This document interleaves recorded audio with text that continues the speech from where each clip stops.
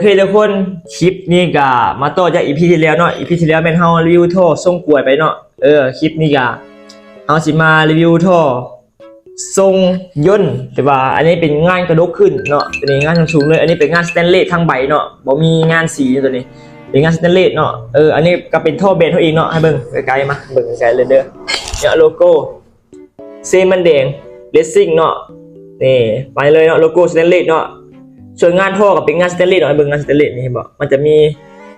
หอยเสื่อมไว้เลยเนาะนี่หอยเสื่อมงามเลยเนาะนี่อันนี้หอยเสื่อมนี่หอยเสื่อมงามเลยนี่เบิ่งหูจับท่อเนาะนี่รอยเสื่อมงามเลยเนาะอันนี้เป็นงานสแตนเลสมันก็เลยงามเนาะนี่เบิ่งปลายท่อนี่รอยเสื่อม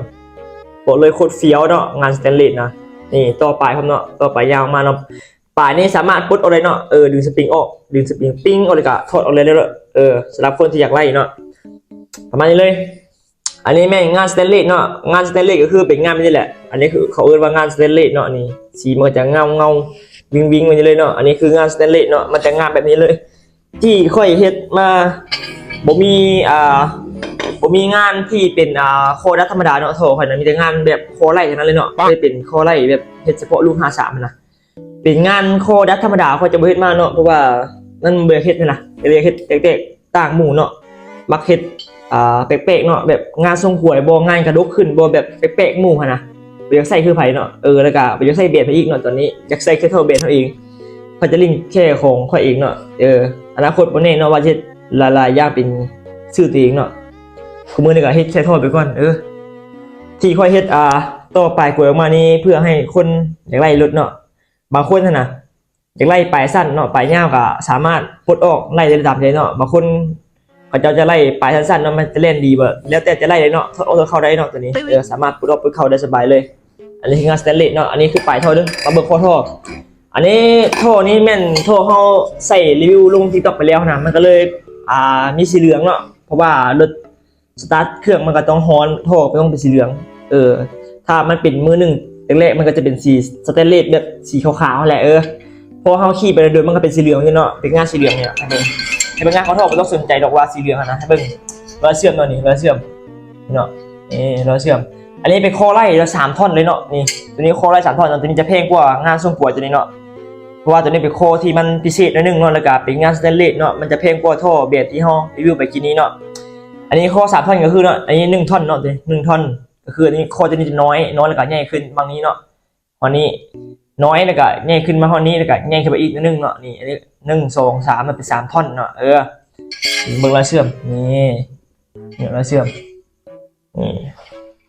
แล้วก็เฮาจะเชื่อมเป็นนี่เนาะเป็นเขาเรียกหยังวะที่ให้มันแข็งแรงกว่าเก่าหั่นนะเป็นตัวดับหลังเนาะให้มันบ่ให้ข้อท่อหักง่ายเนาะตัวนี้เป็นดับหลังท่อบางเบนมันเจ้าจะเฮ็ดแค่เชื่อมประมาณนี้เนาะเชื่อมแค่ประมาณนี้แล้วก็บ่ได้ดับหลังเนาะเวลาเฮาใช้ไปโดนๆมันจะขาดเนาะขาดออกแล้วก็ท่อหลุดเลยเนาะแต่ว่าของเฮางานเฮานี้นี่เนาะนี่เป็นเชื่อมแข็งให้เรียบร้อยเนาะนี่มีตัวดับหลังนี่เนาะวันนี้ก็มีนี่ดับหลังเนาะให้มันแข็งแรงวันนี้อีกเนาะใหญ่เลยนี่แข็งแรงแน่นอนเนาะบ่หักง่ายอีกนี่แต่ได้ยาวๆเลยนี่อันนี้เป็นงานรอยเชื่อมเนาะโอเคประมาณนี้เดี๋ยวเฮามาใส่รถเนาะแล้วก็รีวิวเสียงเนาะแล้วก็สิเอาไปเทสเบิ่งเนาะว่ามันจะได้จักจี้ท่อแบบนี้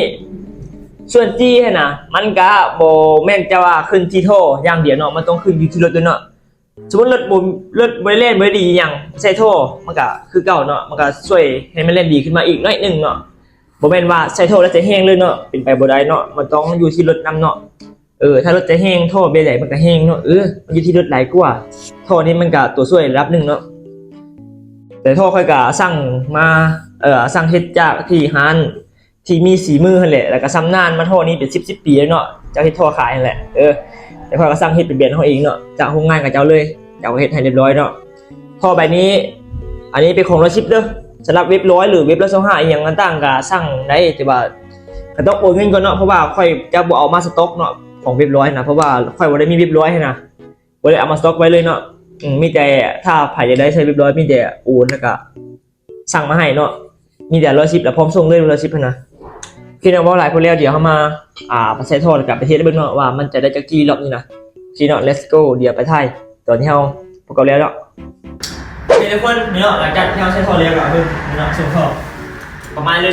นี่คือส่งท่อเนาะนี่มันจะกระดกขึ้นเนาะประมาณเลยส่งท่อเลยมาเดี๋ยวมาที่ฟังเสียงเนาะหลังจากที่เราที่ฟังเสียงแล้วเราจะเอาไปเทสเบื้องนอกว่าท่อแบบนี้มันจะเล่นดีจังเลยเนาะทั้งเครื่องทั้งปลายเทสอย่างฟังเสียงว่าอันนี้จูนท่อไปแล้วแล้วคันนี้จูนท่อกระแทกเบิ้ลยิงพร้อม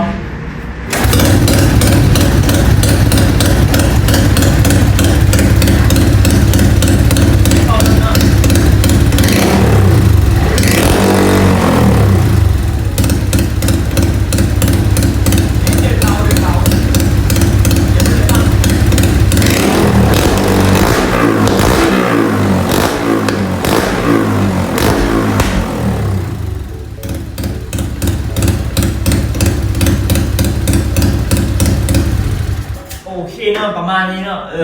สำหรับคนที่สนใจก็สั่งได้ที่ฟิสเดนเนาะโอเคเดี๋ยวตอนนี้ตามไปตอนที่เรา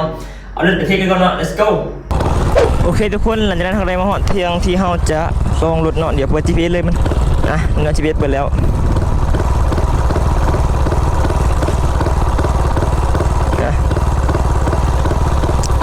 ขอรถ GPS กันเด้อเชื่อกับเนาะมันร้อนอากาศโคตรร้อนเลย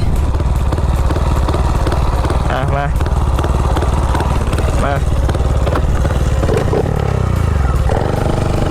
มันร้อนว่ะ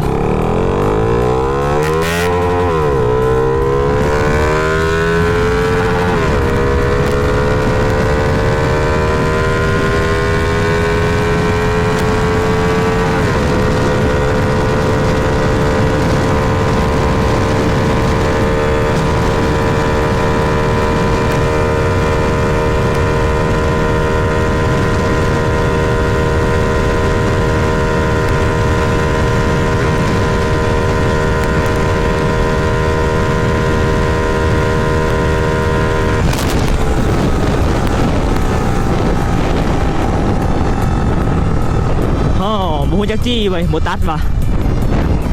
แล้วโคตรร้อนเลยตัวนี้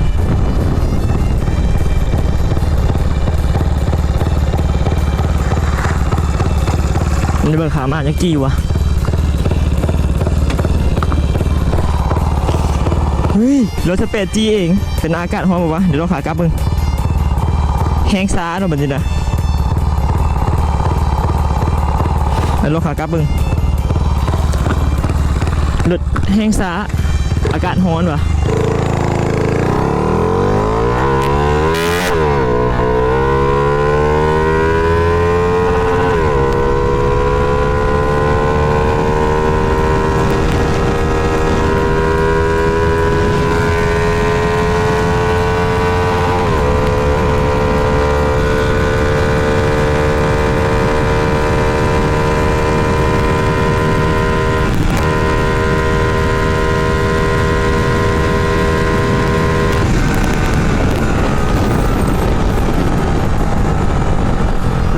รถเลอะ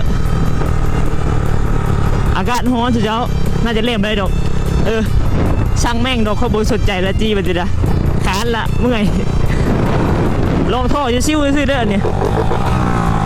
ผมรู้สึกว่าต้นจัดปลายดีเนาะท่อนี่กันเลยเห็นปะอย่าลืมเสียงท่อให้ฟังอีกทีนึงอันนี้มาเทสท่อแล้วลืมไม่ได้มาเทสจี้อีกอย่างดอกแค่เปิดจี้ให้เบิ่งซื้อทนนี้อากาศมันร้อนเนาะนี่เนาะท่อก็เล่นประมาณนี้เลยฟังเสียงเด้อ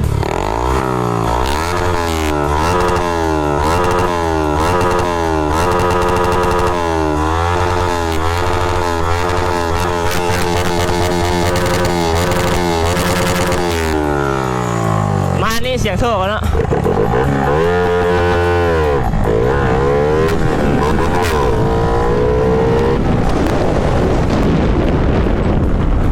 ขออีกลัดหนึ่งบอกว่า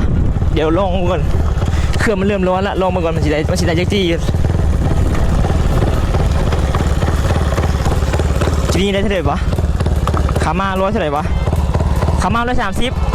อีกลัดหนึ่งเด้อมาสิอีกลัดหนึ่งขามา130เดี๋ยวอีกลัดหนึ่งมาให้มันสะใจไปเลยอากาศมันร้อนจะมันเล่มไปเลยหลุดนะ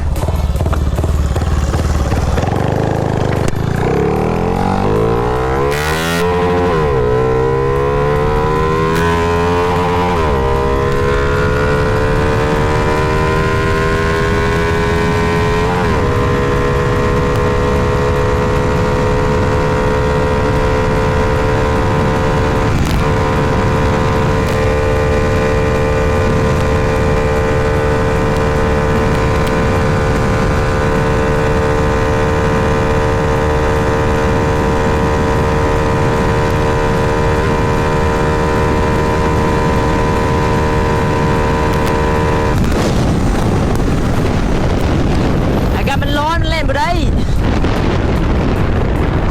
นาะพอแหละคานละฮ้อนพร้อม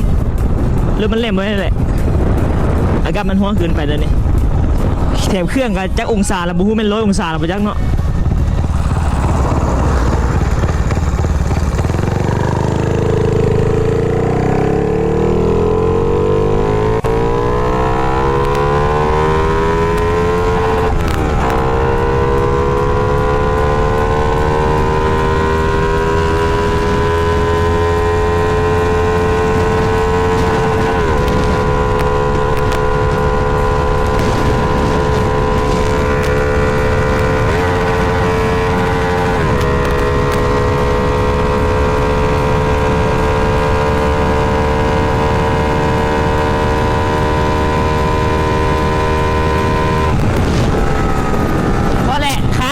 เมื่อปีคลิปอยู่เพื่อนเด้อ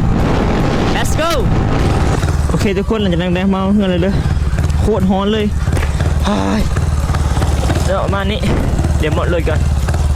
เดี๋ยวเบิ่งว่าจะได้จี้เนาะลอง2 ล้านกินได้จี้วะเราแห้งช้าไปแล้วสะโพกจี้พี่แห้งช้าไปเต็กแม่งโคตรเมื่อยแห้งไล่หาแห้งช้ารถกันเลยไม่ต้องสนใจจี้เดี๋ยวแล้วเจ้าหมอนโอเคคลิปนี้ก็เฮาก็บ่ได้มาสิมาจงใจสิเอาจี้เนาะคลิปนี้แค่เฮามารีวิวท่อให้เบิ่งว่าเสียงมันเป็นไปได้เนาะมันเล่นดีซั่นใดเนาะเล่นดีมันเนาะอันนี้อยู่ที่เครื่องของค่อยเด้อจักค่อยน่าจะเล่นได้ซำนี้เนาะชวนท่อมันเล่นดีอยู่แล้วเห็นบ่แป๊บเดียวเนาะตัดเนาะต้นขนแฮงเลยวันนี้เนาะโอเคอันนี้คือท่อเซฟดีงานสแตนเลสอันนี้ทรงยนต์กระดกขึ้นเนาะตัวนี้โคตรฮอนทุกเขาส่วนจักรรถของค่อยนะน่าจะได้แค่ชิ้นนี้แหละช่วงฤดูหนาวนะช่วงตอนเดือน2 เดือน1เนาะเล่นได้135 G เนาะมาหลังๆนี้อากาศร้อนแล้วพักหลังๆนี้ได้แค่128 GPS เนาะแห้งไล่หาแห้งซ้าเว้ยค่อยเมื่อยละเฮ็ดตำรวจนี่โอเคเนาะบ่มีหยังหลายคลิปนี้ก็ได้เฮ็ดคลิปพอขำๆเนาะสำหรับคลิปนี้ก็มีหลายเนาะเจอกันใหม่คลิปหน้าเด้อคลิปหน้าเขาจะเอาดีมไปเทสให้เบิ่งเนาะโอเคสำหรับคลิปนี้ขอลาไปก่อน